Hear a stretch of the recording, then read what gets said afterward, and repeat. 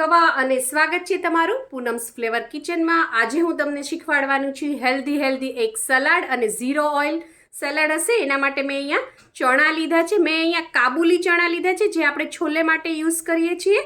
એને 7 થી 8 કલાક ગરમ પાણીમાં પલાળી લીધા હતા અને પછી એને કુકરમાં બાફી લીધા છે। તમે કોઈ પણ ચણા છે એ લઈ શકો છો। તમે વેઇટ લોસ કરતા હો અથવા વેઇટ લોસ ન પણ કરતા હો અને તમને અશક્તિ, નબળાઈ, થાક, થોડું કામ કરીને થાકી જતા હો, મન ન થાય પથારીમાંથી સવારે ઉઠવાનું, પગ અતિશય દુખતા હોય, કમર દુખતી હોય, આ બધી વસ્તુનું સોલ્યુશન છે આ સલાડ। આ સલાડ તમે ખાઓ વીકમાં 3 વાર પણ તમે ખાશો તો ખૂબ જ હેલ્ધી, પ્રોટીન રીચ છે અને સાથે સાથે આપણે બધા વેજીસ ઉમેરશું એટલે બધું જ તમને આમાંથી મળી જશે। આયર્ન, ફાઈબર, B12 અને જે આપણે પ્રોટીનના મોંઘા પાવડર લાવીને ખાઈએ છીએ એ ખાવાની જરૂર નહીં પડે। જો ડેઈલી લો તો વધારે સારું રહેશે। હવે આ ચણા છે એને સરસ બાફવાના। જ્યારે આપણે કોઈ પણ વસ્તુ સલાડના ફોર્મમાં લેતા હોય ત્યારે એને બહુ અધકચરી નહીં રાખવાની, કારણ કે આપણે એને ફરીથી વઘારવાના નથી એટલે કૂક નહીં થાય, એટલે ઇઝીલી ડાયજેસ્ટ થઈ જાય એના માટે એને સરસ કૂક કરવાના।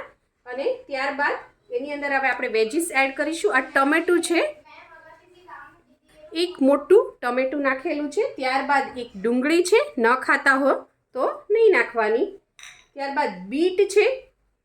આ બધી વસ્તુ 2 ટેબલસ્પૂન જેટલી મેં લીધેલી છે અને આ બધી વસ્તુને છે ચોપરમાં ચોપ કરી લીધી છે। ચોપ કરવી જરૂરી છે અથવા ઝીણી સમારી લેવી જેથી સલાડ છે એ બહુ ચાવવું ન પડે। આપણે સલાડ જ્યારે પણ ખાતા હોય ત્યારે વધારે પ્રમાણમાં સલાડ ખાતા હોય તેને તમારે ખૂબ ચાવવું પડે છે, એ બહુ કંટાળાજનક હોય છે અને એના લીધે પણ ઘણા લોકો નથી ખાતા હોતા, સ્કીપ કરી દેતા હોય છે અને ઘણીવાર છે તમારું જડબું, દાંત એવું પણ બધું દુખવા માંડે છે।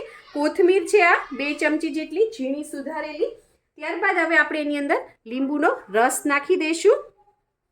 પહેલાં લીંબુનો રસ નાખી દેવાનો અને બધી વસ્તુને છે થોડી મિક્સ કરી દેવાની જેથી છે એ આમાં આપણે ઓઇલ નથી નાખ્યું એટલે જેથી આપણે બધા મસાલા કરીશું એ બધા આની અંદર સરસ મિક્સ થઈ જાય। આ રીતે મિક્સ કરી દેવું। બાળકોને પણ 2 ચમચી જેટલું તો 2 ચમચી જેટલું, વધારે ખાતા હોય તો સારું પણ 2 ચમચી જેટલું ખાય તો પણ આ ખૂબ જ સારું કામ કરશે। તમારે પ્રોટીનના જે આપણે પાવડર ખાતા હોય એની 1 ચમચી તમે લો એવું ઇફેક્ટ કરશે। હવે આપણે આની અંદર ધાણા જીરું નાખીશું 1 નાની ચમચી જેટલી। મસાલા છે એ થોડા માઇલ્ડ રાખવાના। સલાડ છે એ ખૂબ જ તીખા ને એવા નથી હોતા। મેં લાલ મરચું નાખ્યું છે આની અંદર, આ બહુ તીખું નથી એટલે અડધી નાની ચમચી જેટલું નાખ્યું છે। તમે તમારી ચોઈસ પ્રમાણે નાખી શકો છો। મરીનો પાવડર નાખવો હોય તો એ પણ નાખી શકો છો, મારી પાસે અત્યારે અવેલેબલ નથી એટલે મેં નથી નાખ્યો। એનાથી ડાયજેસ્ટ સરસ થઈ જશે। 1 ચમચી જેટલો ચાટ મસાલો છે જેથી આ સરસ ચટપટું લાગે। મીઠું નાખું છું।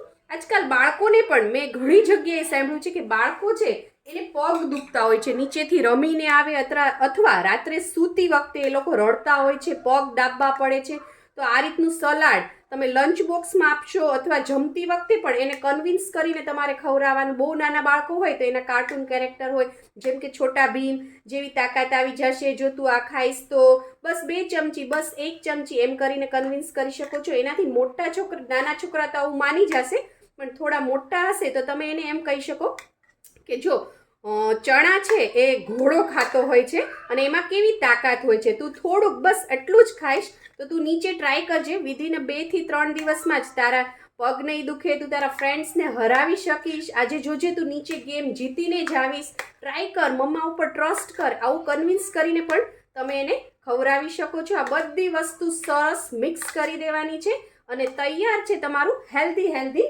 સલાડ। પ્રોટીન અને વિટામિનથી ભરપૂર આપણું હેલ્ધી ચણાનું સલાડ તૈયાર છે। જો તમને મારી આ રેસીપી પસંદ આવી હોય તો લાઇક, શેર, કોમેન્ટ કરો, પ્લીઝ મારી ચેનલને સબસ્ક્રાઇબ કરો અને હા, બેલ આઇકન દબાવવાનું ના ભૂલશો જેથી આવી જ સરસ મજાની વાનગીઓ તમારા સુધી પહોંચતી રહે। થેન્ક યુ, આવજો।